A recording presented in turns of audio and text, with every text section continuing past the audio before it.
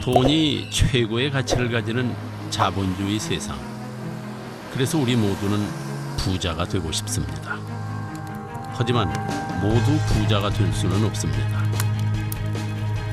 오히려 섣불리 덤볐다가 하루아침에 거리에 나앉기 십상입니다. Went into a factory without knowing what not to touch. You'd soon be without fingers, without arms. So you have to be careful. The Hippocratic Oath, which doctors take, could very well have a financial counterpart. And the fact that we don't have such a thing. 청소년들을, 즉 자식들에게 많은 것들을 지출을 하고 다른 아이들하고 부럽지 않게끔 해주기 위해서 많은 어떠한 투자를 하고 있다는 겁니다. 금융 이력이 없으면 생존을 할 수 없다고, 생존에 도구가 됐다고 얘기하는 거거든요. 궁금하지 않으십니까? 부자들은 우리랑 뭐가 다른 걸까요? 특별히 돈 버는 머리가 있는 건 아닐까요? 아니면은 우리가 모르는 무언가를 알고 있는 건 아닐까요? 금융 자본주의 세상에서 부자로 살려면 도대체 무엇을 알아야 하는 걸까요?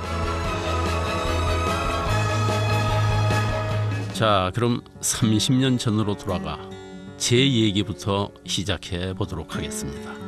30년 전 저는 꿈의 직장 은행에 취직했습니다.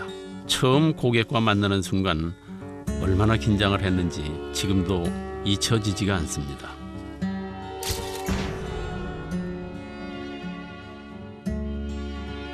첫 손님을 아직도 기억하고 있습니다. 어서 오십시오, 고객님. 고맙습니다. 예, 감사합니다. 돈 3,000원과 통장. 그때는 그랬습니다. 우리들 대부분은 티끌 모아 태산, 저축만이 살 길이라는 생각으로 살았습니다. 안 먹고 안 쓰고 모으면 언젠가는 잘 살 날이 올 거라 이렇게 믿었죠. 거기야 그때는 한 푼 두 푼 이자 붙는 재미가 꽤 쏠쏠했습니다. 고금리 시대였으니까요. 그렇게 열심히 일하고 모아서 산업을 일으키고 열심히 수출한 결과 90년대에는 세계 시장에서 우리 경제의 비중이 크게 확대됐습니다. 그러자 금융시장 개방에 대한 압력도 거세져서 1992년 금융자율화 및 개방 시행 계획이 발표되고 금융시장이 급속도로 개방됐습니다.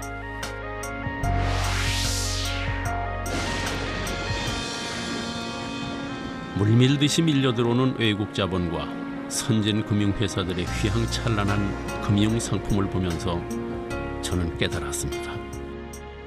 그래, 저축만이 살 길이 아니구나.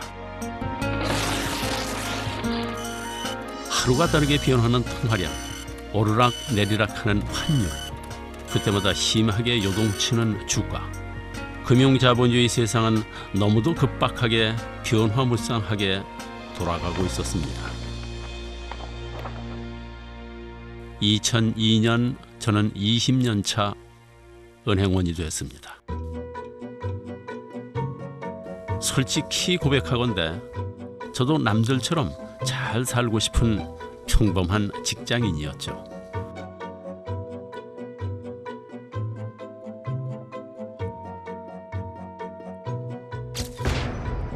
만년 과장이라는 별명이 붙었지만 그래도 IMF 때 안 잘리고 버틴 것만도 참 다행이다 싶었죠.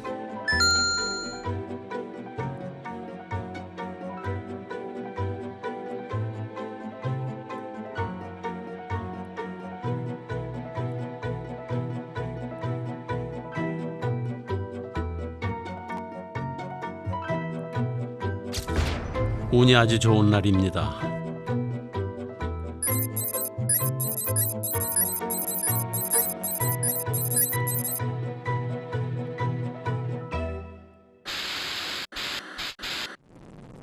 15년 가까이 유지되던 금산분리의 빗장이 결국 풀렸습니다.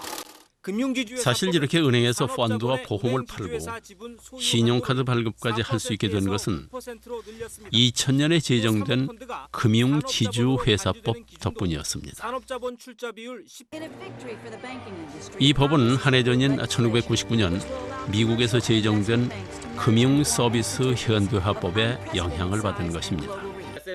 금융지주회사가 은행 외에 증권회사, 즉 투자회사를 둘 수 있게 한 것이었습니다. 등급 조정에 따른 불안감이 이미 주가에 반영됐다는 것입니다.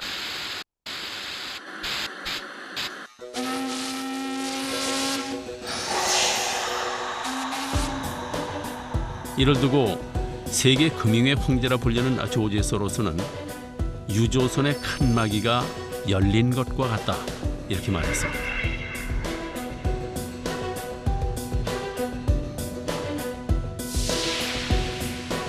그래서 우리나라도 금융업의 경쟁력을 강화한다 하는 명목으로 금융지주회사법을 제정한 것입니다. 10% 초과의 은행들은 기다렸다는 듯이 저마다 투자은행을 설립했습니다. 그리고 고객들에게 저축보다 투자를 하라 이렇게 설득하기 시작했습니다. 비은행 지주회사는 물론 2002년 이후로 시작된 저금리 시대도 한몫 단단히 했습니다. 예금이나 적금으로 받을 수 있는 이자가 물가 상승률을 따라가지 못하니 투자가 최고라는 말이 사람들의 귀를 솔깃하게 만든 것이죠.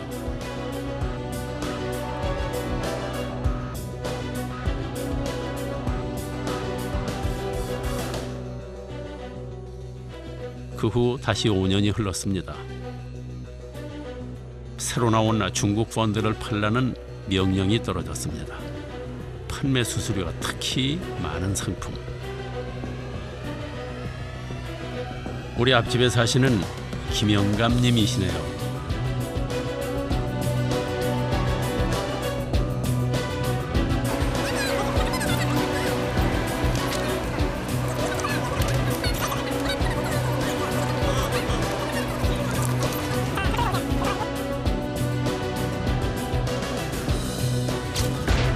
나는 그날 꼬박 30년을 넘게 모은 김영감님의 예금을 헐어 중국 펀드를 사들였습니다. 요즘 제일 잘 나가는 펀드라 이렇게 말씀드리면서 근데 연일 최고치를 경신하던 중국 펀드는 순식간에 곤두박질 치기 시작했습니다.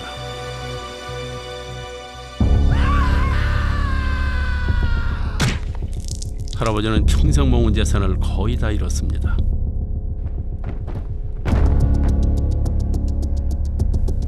얼마 뒤에 할아버지가 자살했다는 소식이 들렸습니다.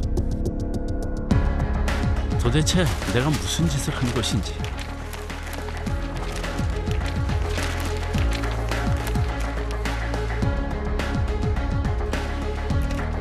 그저 은행에서 시킨 대로 한 것뿐이라고. 먹고 살려니 어쩔 수 없는 일이었다고 변명하고 싶었습니다. 하지만 이건 아니다 하는 생각이 들었습니다. 어쩌면 부자가 되기에 우리는 너무도 순진한지도 모릅니다. 은행에 어떤 비밀이 감춰져 있는지 너무도 모르고 있습니다.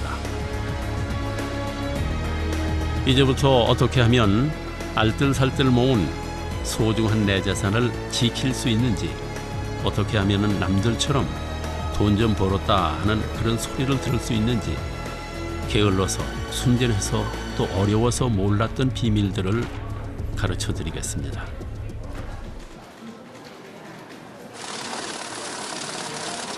자, 그럼 먼저 은행의 비밀입니다.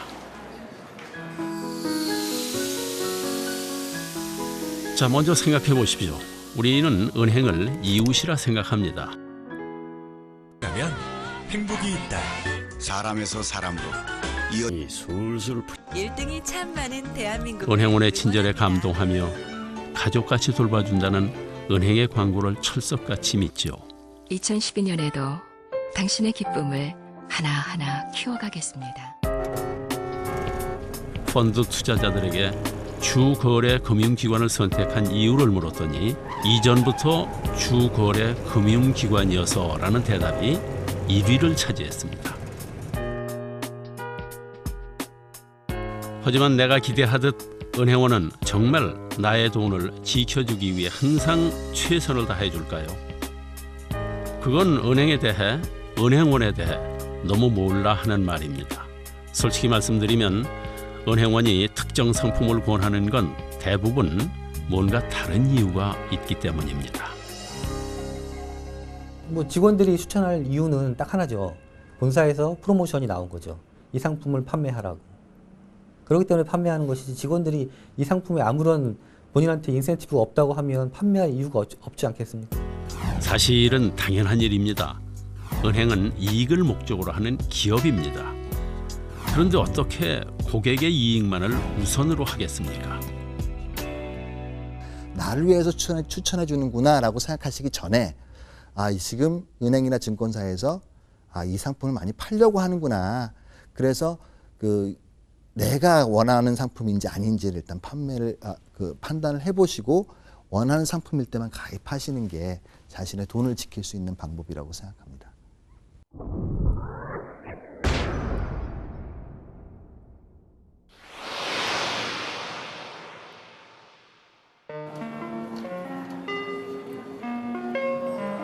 은행원이 다 알고 있다 이렇게 생각하는 것도 큰 오산입니다. 상품 종류가 너무 많아서 사실 다 알려고 해도 알 수가 없는 것입니다. 금융투자협회 발표에 따르면 7월 12일 현재 국내 펀드 수는 14개, 세계 1위 수준입니다. 금융 전문가들도 모르는 상품이 판매가 되고 있는데, 지점에서 판매하는 직원들이 그 상품을 안다는 건 불가능하죠. 금융기관의 본사에서 내려준 공문 가지고 판매하고 있다고 봐야겠죠.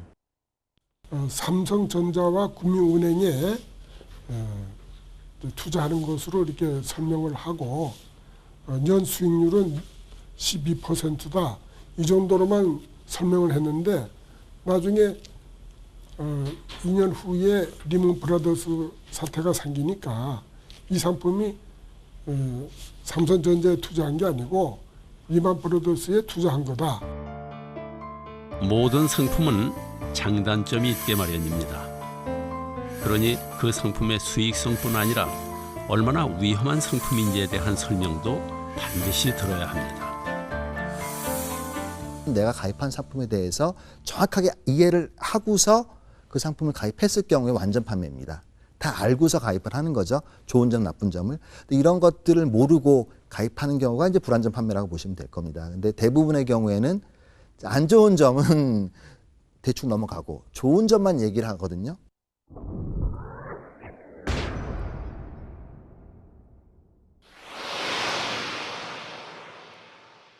자금 인출 사태가 확산되면서 추가로 문을 닫는 저축은행이 대표적인 예가 바로 저축은행 사태입니다. 지난 5월에 솔로몬, 미래, 한국, 한주 등 4개 저축은행이 영업 정지를 당했습니다. 그리고 결국 거기에 따른 손해는 투자자 혼자 온전히 떠안게 되는 것입니다. 각종 불법 대출과 비자금 조성 문제로 은행장뿐만 아니고 정치권의 핵심 인물들이 줄줄이 구속되었습니다. 이는 2001년 상호신용금고가 저축은행이라는 이름을 얻게 되면서 시작된 탐욕의 결과입니다. 하루아침에 상호신용금고가 저축은행으로 환골탈퇴한 것이죠. 물론 저축은행으로 표기함으로써 국민들이 제1금융권의 은행과 착각하기 쉽다는 우려가 있었습니다. 법적인 보호장치로 마련된 것이 겨우 간판에 저축 띄어쓰기 하고 은행이라고 쓰면 안 된다는 것이었습니다. 하지만 솔직히 무지한 우리는 똑같은 은행인 줄 알았습니다. 원래는 이제 신용금고잖아요. 쉽게 말하면 이제 사금고, 그러니까 새마을금고와 같은 작은 금융회사에 불과한 건데, 은행이란 이름을 붙여주니까 사람들이 은행하고 혼동을 많이 일으켜서 많은 돈을 맡겨도 큰 문제가 없을 거다라고 착각을 많이 했던 것 같습니다. 게다가 이자도 많이 준다는데 누가 마다하겠습니까? 특히 문제가 됐던 것은 후순위 채권이었습니다. 그럼 도대체 후순위 채권이란 무엇일까요?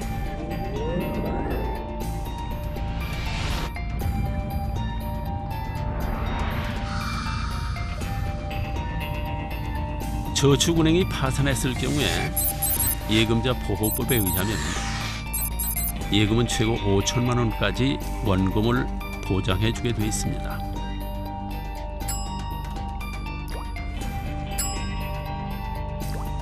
그러나 후순위 채권은 말 그대로 후순위, 즉 모든 부채를 다 갚은 다음에나 주겠다는 말입니다.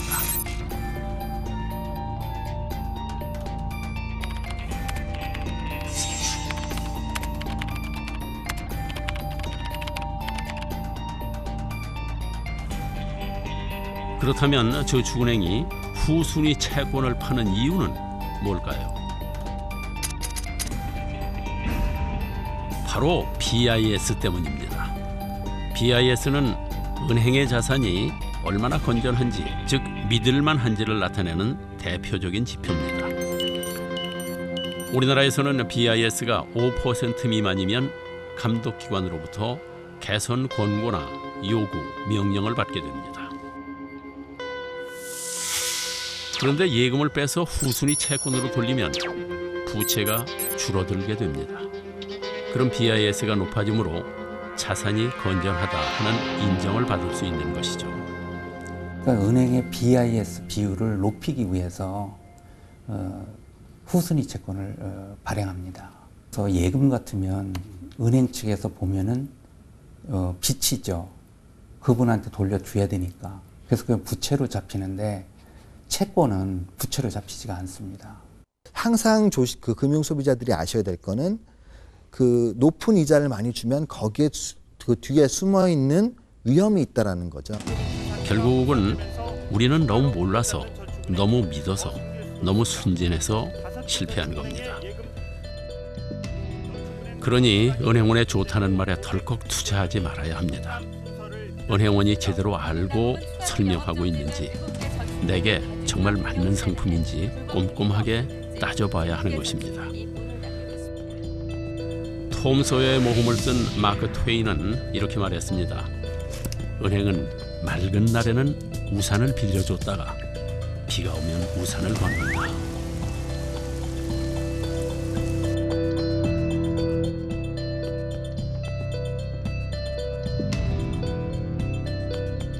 비 오는 날 우산을 뺏지 않겠다.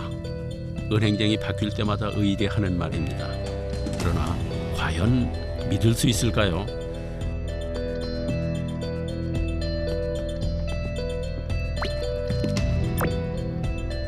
나를 가족처럼 생각해준다는 은행의 거짓말, 이제 무조건 믿으시면 절대 안 됩니다.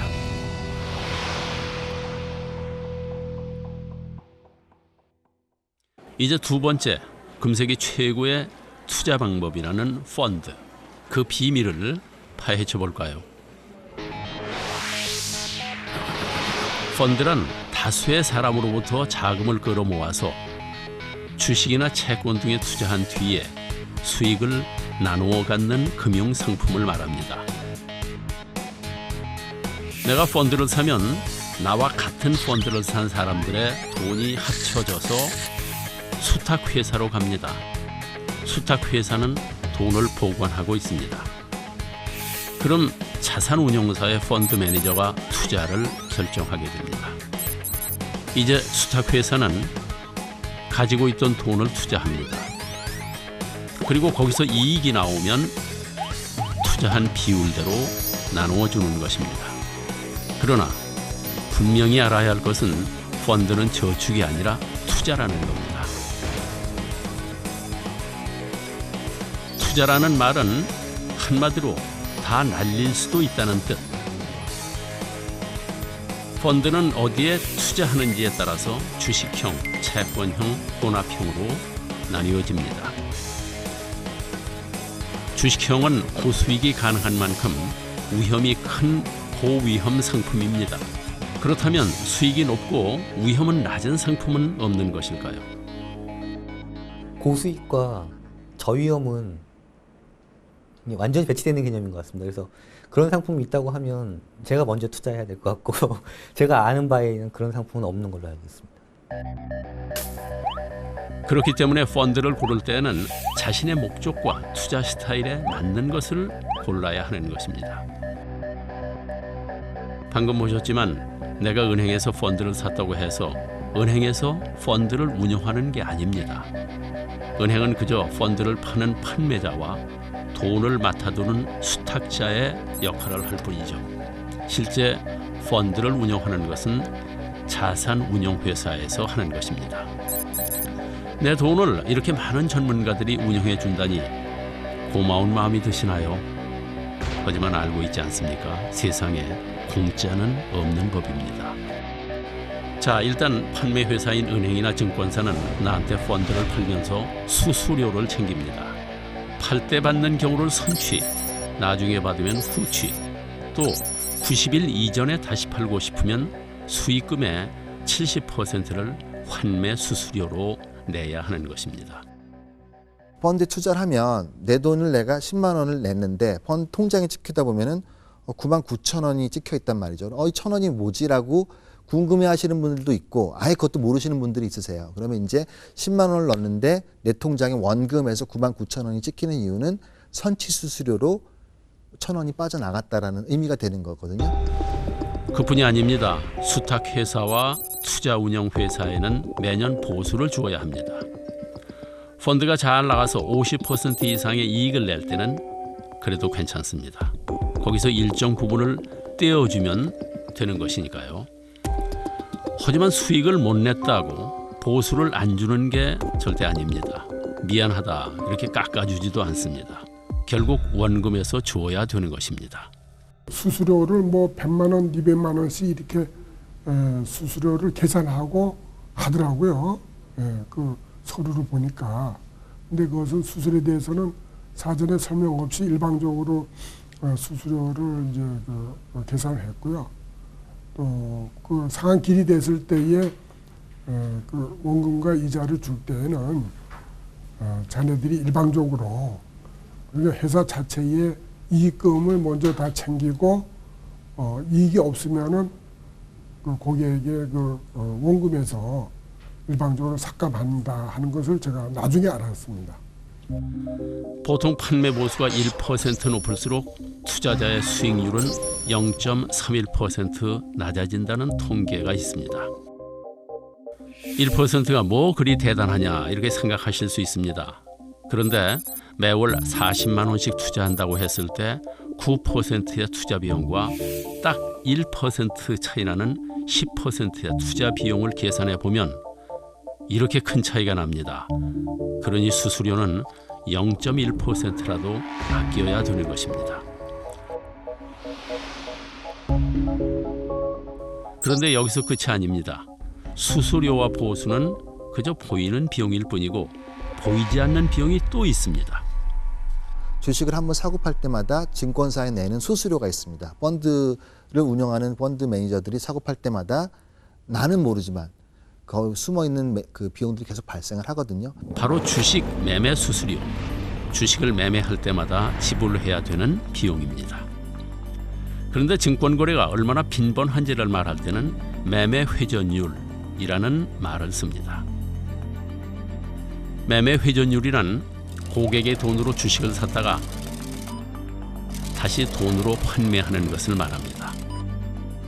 이렇게 한 바퀴 도는 것을 회전율 100%라고 합니다.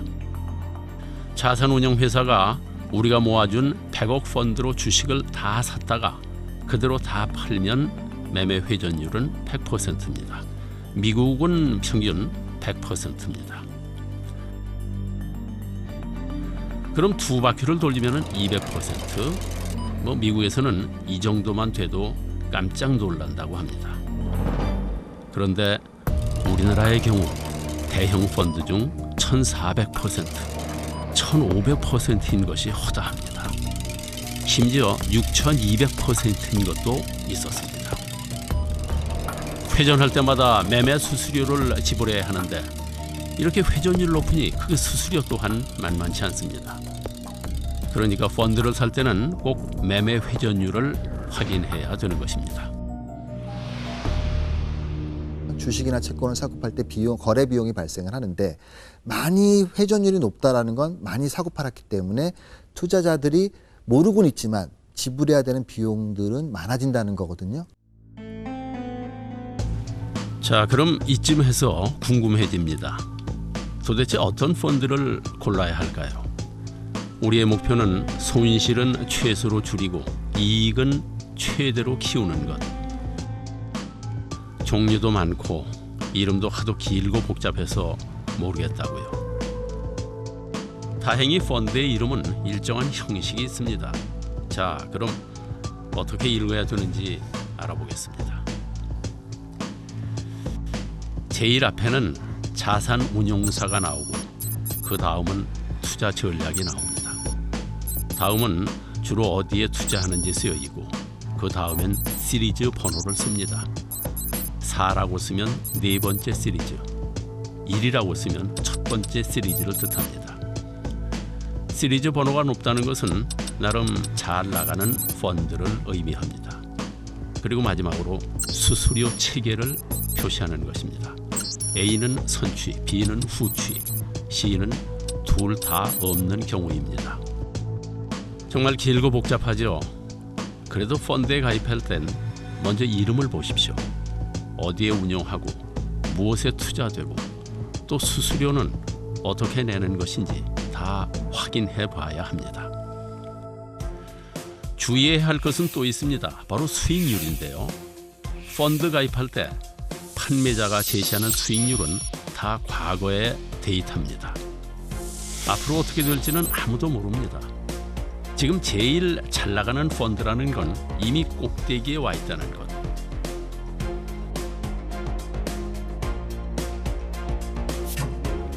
그러므로 수익률만 보고 판단하는 건 위험한 일입니다. 고수익 상품은 고위험 상품임을 잊지 마셔야 합니다. 또 수익률이 좋다고 이 펀드 저 펀드에만 투자해서도 안 됩니다. 자산을 부동산, 예금, 펀드 등 각각의 특성을 고려해서 분산해서 투자해야 합니다. 내가 그 수익을 좀 추구하는 스타일인지 아니면 수익은 좀 낮더라도 안정적인 그 수익을 기대하는 그 성향인지를 파악을 하신 다음에 성격이 전혀 다른 상품들, 즉 펀드, 예금, 채권 뭐 이런 식으로 이제 부동산 전혀 다른 상품들을 그 잘 섞는 게 진정한 의미의 분산 투자라고 생각을 합니다.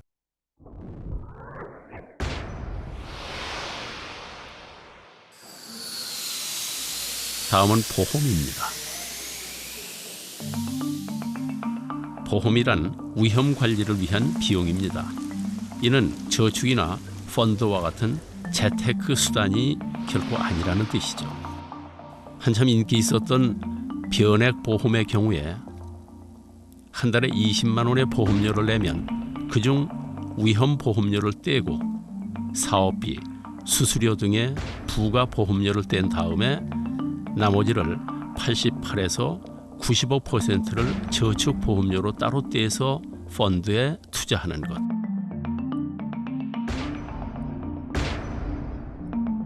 그리고 수익이 나면 그것을 연금 형태로 돌려주는 보험입니다. 근데 지난 4월 K 컨슈머 리포트는 우리나라 변액연금 상품 60개를 비교한 결과 대부분의 상품의 실효 수익률이 지난 10년 동안의 물가 상승률 3.19%에 미치지 못한다 이렇게 발표했습니다. 그 후에 변액 연금 보험의 가입률이 뚝 떨어졌다는데 보험을 갖다가 저축이라는 생각을 하시면서 보장성 보험에 가입을 하게 되면 굉장히 금전적으로 손실도 많이 가고 또 내가 원하는 저축 효과도 별로 없습니다. 한마디로 보험은 펀드 같은 투자 상품이 아니라는 겁니다. 그러니까 차라리 보험금이 낮은 보장성 보험에 가입하고 나머지 돈은 투자로 불리는 것이 더 나은 선택이다. 이렇게 말씀드릴 수 있습니다. 보험에 가입할 때 또 한 가지 잊지 말아야 할 것은 바로 수수료와 사업비입니다. 변액보험의 경우 평균 10% 정도입니다. 행복은 가족 단위. 그런데 그중 상당한 비용이 대형 보험 대리점에 집기를 사주는 비용이나 과다한 광고비 등으로 낭비되고 있다고 합니다. 다이렉트 보상 서비스는 삼성화재. 소비자들은 저렇게 좋은 상품이 있어라고 가입을 하는데 실질적으로는 그런 굉장히 그 치명적인 비용에 대한 얘기는 안 하고 넘어간다는 거죠. 그렇다면 어떻게 하면 좋은 보험을 고를 수 있을까요? 목표는 최소의 비용으로 최대의 보장을 받는 것.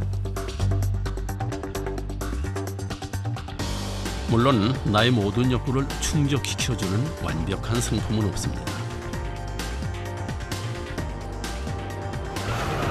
그러니 먼저 내 목적에 맞는 상품인지 아닌지 꼼꼼히 따져야 합니다.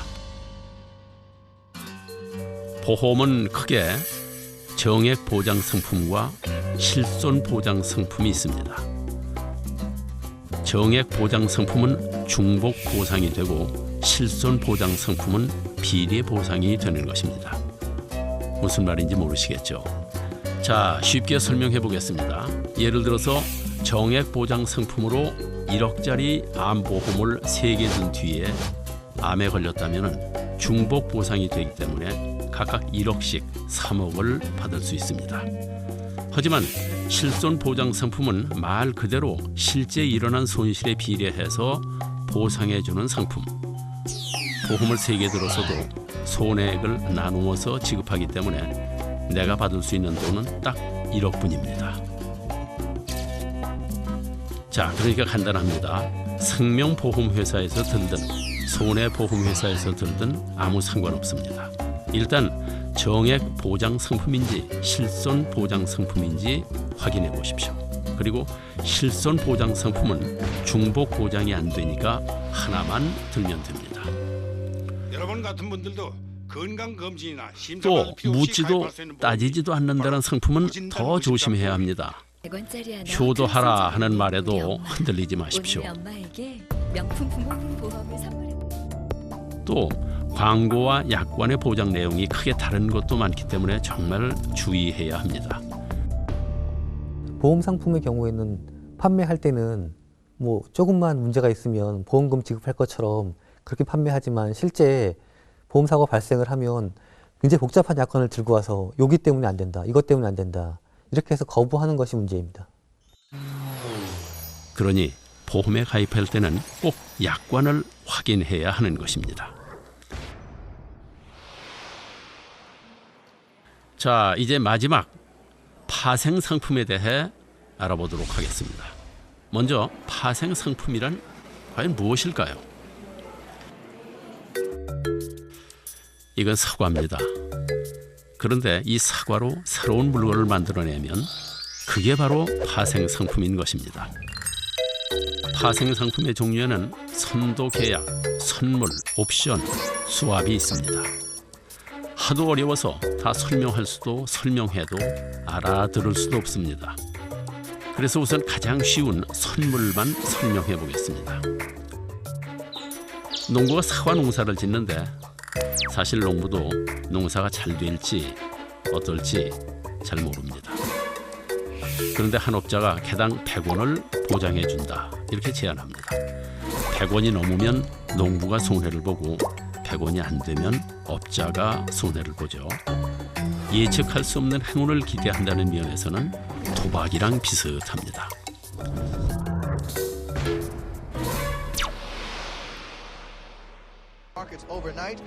파생 상품은 실제로 지난 2008년에 발생한 미국 금융위기의 주범으로 꼽히고 있는 것입니다. 어떻게 된 일일까요?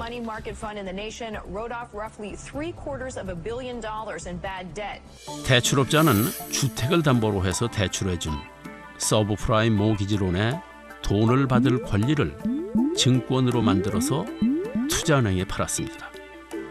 투자은행은 모기지론에서 파생된 상품들, 심지어 모기지론을 갚지 못했을 때를 대비한 상품까지 만들어 전 세계에 팔았습니다. 그러나 부동산 가격이 떨어지고 빚을 갚지 못하는 사람들이 늘자 서브프라임 모기지가 부실해지고 말았습니다. 파생 상품의 원재료가 부실해졌으니 이를 근거로 만든 파생 상품이 부실해지는 건 당연한 일.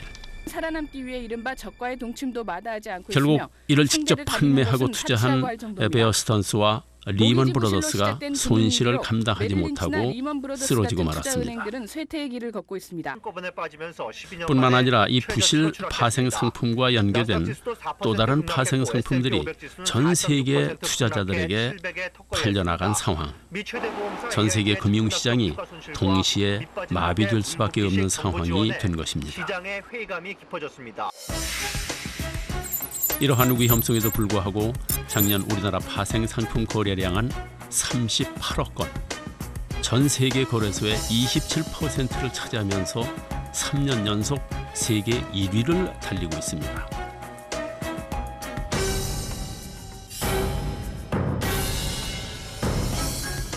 파생 상품은 썩은 사과를 성한 사과와 섞어 파는 것과 똑같습니다. 그러니 일확천금의 망상은 지금 당장 버려야 합니다. 자, 어떻습니까? 왜 이제껏 몰랐나 싶으시죠? 금쪽 같은 내 돈을 어떻게 그렇게 아무 생각 없이 맡겼나 후회도 되실 겁니다.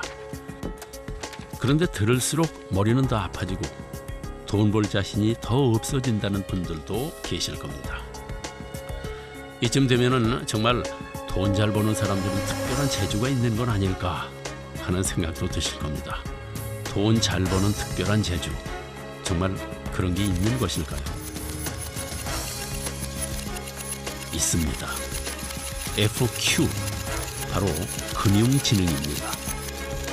처음 듣는 말이죠. 금융지능이란 도대체 뭘까요?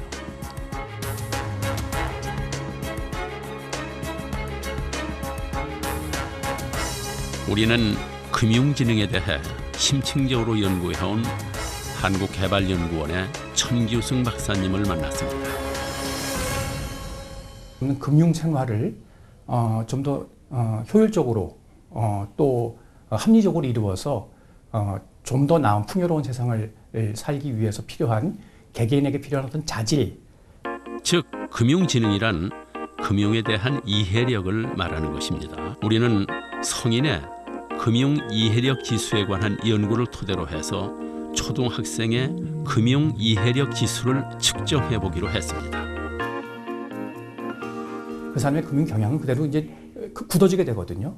그래서 이제 그 우리 국민 전체의 어떤 그 금융 복지를 위해서 어떤 방향으로 이 금융 교육을 이끌어 나가야 될지 이런 걸 이제 이해하기 위해서는 초등학교 금융 이해력 테스트가 굉장히 필요했던 거죠. 조사는 전국 초등학교 고학년 656명을 대상으로 실시됐습니다. 그 결과 영역별로 보면은 관리와 보험 영역의 점수가 제일 높게 나왔고 신용과 부채 관리 영역의 점수가 제일 낮게 나왔습니다. 신용 관리가 중요하다는 건 알고 있어요. 근데 실질적으로 신용카드를 어떻게 써야 되는지, 뭐 빚은 어떻게 갚아야 되는지 여기에 대해서는 전혀 이해력이 굉장히 높지가 못했었습니다. 또 정기적으로 용돈을 받는 경우가 금융지능이 상대적으로 높게 나타났습니다. 용돈을 정기적으로 주고 그리고 용돈 관리를 하는 아이들은 이해도가 굉장히 높습니다.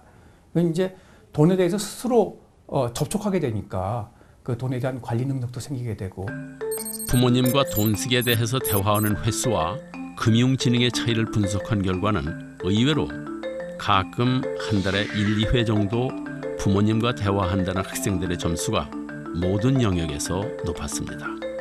오히려 자주 대화한다는 경우가 더 낮은 점수를 받은 것은 가정에서의 돈 쓰기 교육이 잔소리에 그치고 있다는 뜻입니다. 부모들 교육이 안 돼 있기 때문에 가정교육이 이루어지지 못하는 거죠. 부모들이 우리 아이들한테 뭘 교육해야 되는지, 어떤 이야기를 하면 안 되는지. 사실 우리의 부모님들은 아이들에게 돈 얘기를 하는 것을 창피하게 여기셨습니다. 없어도 없는 척 안 하고 있어도 있는 척 안 하셨죠. 그렇다면 우리는 어떨까요? 우리의 아이들에게 제대로 교육하고 있는 걸까요? 우리는 과연 우리의 자녀들이 가정의 경제적인 상황에 대해 제대로 알고 있는지 궁금해졌습니다. 그래서 서울대학교 심리학과 곽금주 교수팀과 함께 부모와 청소년을 대상으로 경제 인식 조사를 실시했습니다. 먼저 가정의 총 소득을 물어보는 질문에서는 각 항목마다 청소년과 부모의 비율이 눈에 띄는 차이를 보였습니다. 실제 부모가 얘기한 소득과 청소년들이 우리 가계에 대한 소득들을 보면은 청소년들이 훨씬 더 높게 인식을 하고 있었다 하는 겁니다. 그만큼 청소년들은 실은 우리 가정이 풍부하다라고 생각을 가지고 있는 거죠. 한마디로 가정 형편을 잘 모른다는 뜻이 되겠습니다.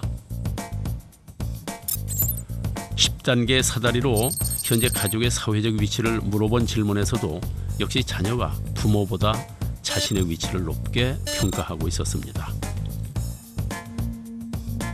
가정의 생활 수준을 주변과 비교했을 때도 결과는 마찬가지였습니다. 자녀가 부모보다 훨씬 풍족한 것으로 인식하고 있었습니다. 부모님들은 그렇지 않은 상황에서 청소년들을, 즉 자식들에게 많은 것들을 지출을 하고 다른 아이들하고 부럽지 않게끔 해주기 위해서 많은 어떠한 투자를 하고 있다 하는 겁니다. 옛날 부모님이 소 팔고 논밭을 팔아서 우리를 공부시켰듯이 우리도 아이들에게 그렇게 하고 있는 것입니다. 금전적 지원 상황을 묻는 질문입니다. 자녀들은 내가 어느 정도 투자를 받고 있다라는 생각을 가지고 있고요. 그리고 앞으로도 이렇게 해줄 거다라는 생각을 더 가지고 있다라는 거죠. 이러한 막연한 기대감은 청소년의 돈에 대한 자립심을 떨어뜨려서 결국 나이가 들어도 계속 부모에게 금전적으로 독립하지 못하는 상황을 만들 수 있습니다. 그러므로 이제 아이들 기죽일까 봐 숨길 일이 아닙니다. 제대로 알려주는 것이 바로 금융교육의 첫걸음이 되겠습니다. 이 프레임 자체가 바뀌었다는 걸 인정을 하고 OECD에서도 금융 이해력이라는 게 더 이상 상식이 아니라 그냥 뭐 알면 좋고 몰라도 그만인 그런 상식이 아니라 금융 이해력이 없으면 생존을 할 수 없다고 생존의 도구가 되어 있다고 얘기를 하고 있거든요. 그러니까 돈에 대해서 터부시하지 말고 돈 밝히면 안 돼. 공부만 해야 되고 너는 돈에 대해서 나중에 알아도 돼라고 하시지 마시고 그러니까 돈이라는 건 나쁜 게 아니고 행복하게 살기 위한 수단이라는 거. 그렇기 위해서 금융을 알아야 되고 개인이나 가계의 금융 의사 결정은 개개인이 지닌 금융 이해력에 의해 좌우되는 것입니다. 이는 청소년기의 학교와 가정, 사회에서 이루어지는 금융교육의 깊이와 넓이에 비례하게 되어 있습니다. 이제 금융에 관한 지식과 활용 능력이 빈부격차의 차이를 가져오게 될 것은 분명한 사실입니다. 그러므로 금융 이해력은 우리가 갖춰야 할 필수 능력입니다.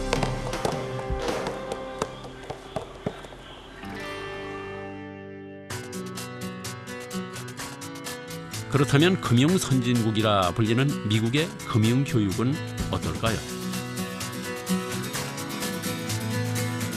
지난 2002년 미국은 금융 교육을 활성화시킨다는 연방정부의 정책에 따라서 재무부에 금융교육국을 새로 만들었습니다. 그리고 국민을 위한 금융교육을 적극적으로 지원하기 시작했습니다.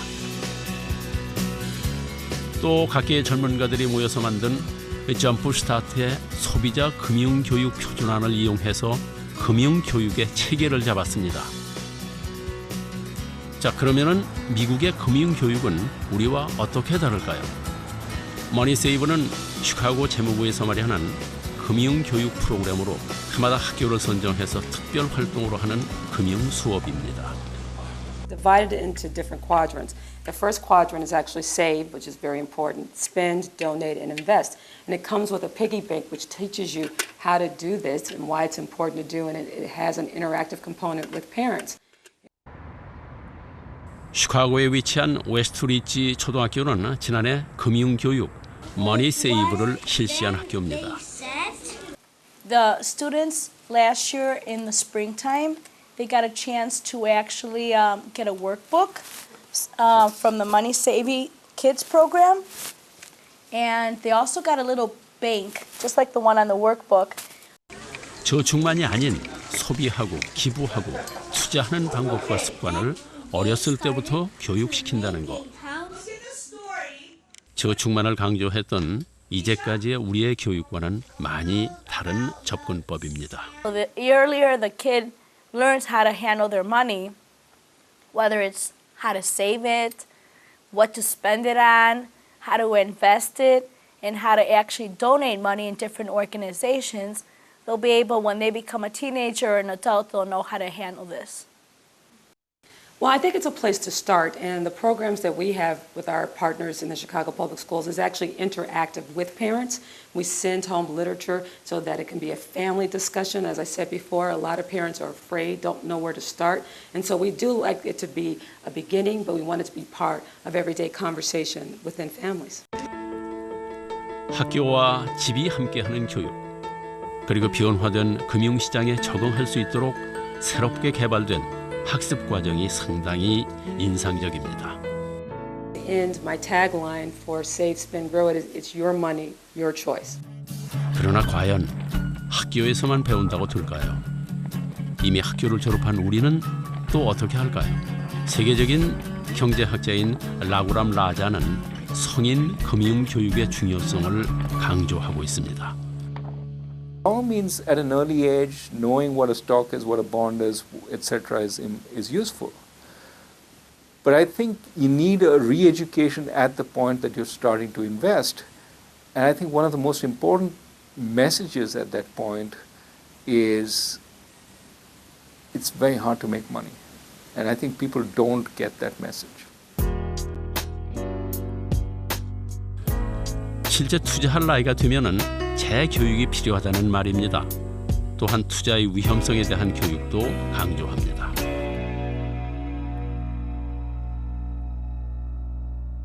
And unfortunately, in a financial frenzy, people think there are very easy ways of making money because they hear it from the hairdresser, they hear it from their storekeeper.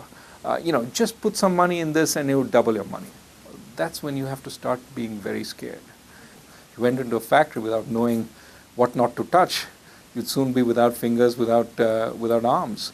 So you have to be careful. 자, 그러나 하루가 다르게 변화하는 금융시장과 매일 쏟아져 나오는 상품들을 분석하는 것은 만만치 않은 일입니다. 또 그랬다 하더라도 투자에는 언제나 위험이 도사리고 있습니다. 자, 그렇다면 어떻게 해야 할까요?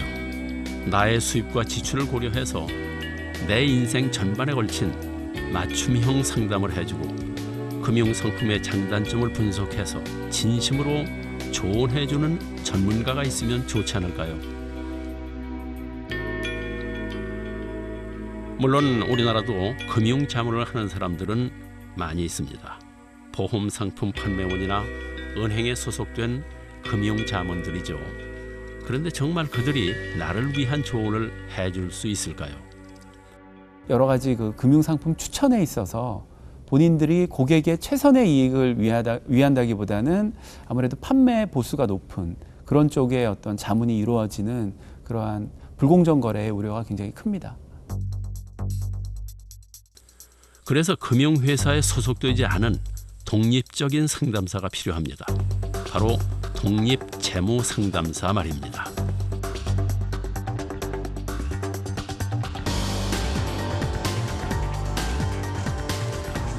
현재 미국과 영국에서는 이미 독립재무상담사 제도를 시행하고 있다고 합니다.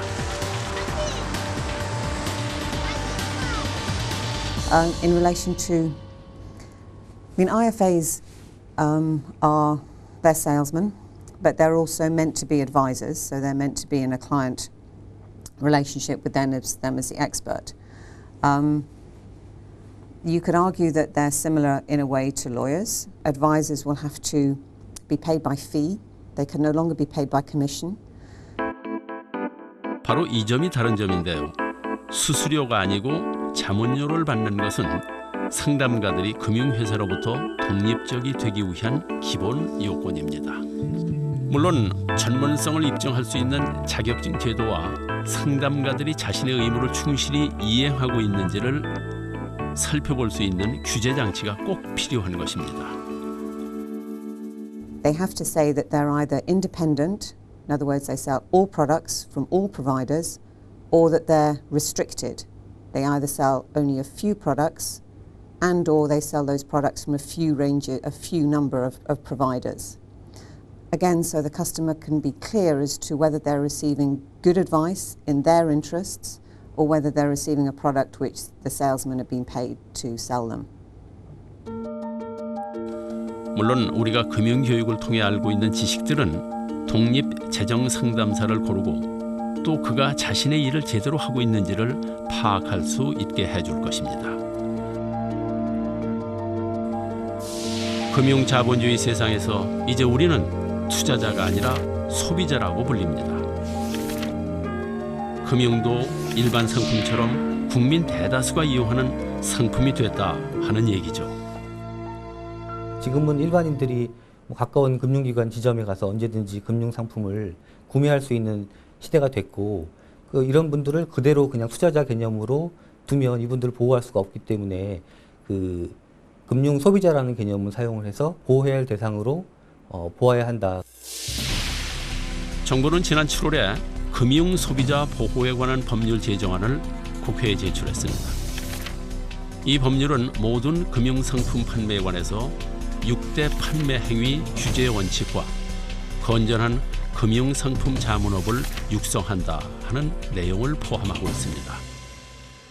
금융소비자 보호에 관한 법률에서 금융상품 자문업자에게 독립성 요건을 일정 부분 부과하고 있습니다.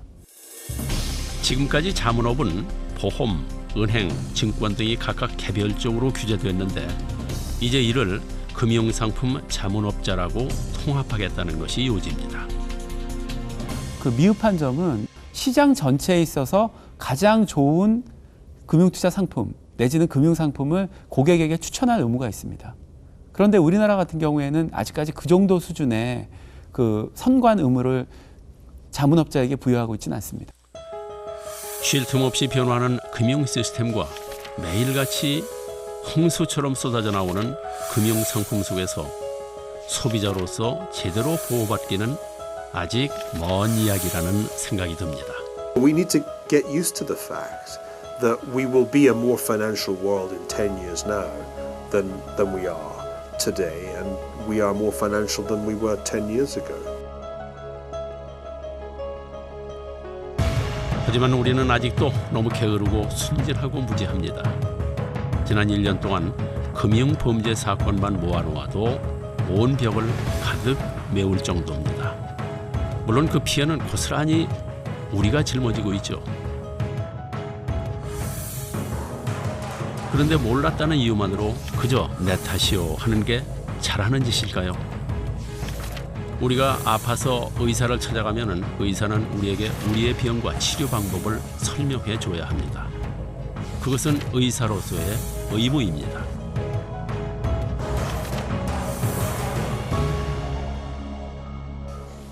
Well, there are many people today who suspect that there is absolutely nothing in the way of ethics in the financial world, and that the people in banks or in hedge funds are amoral and focused exclusively on making money by any means possible.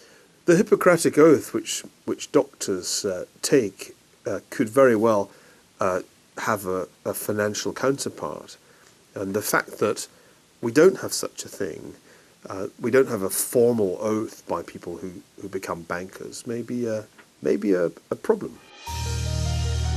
그러므로 당당히 요구하셔도 됩니다. 제대로 설명해달라고. 모르겠으니 다시 설명해달라고. 이 상품이 얼마나 위험한 상품인지 확실하게 말해달라고.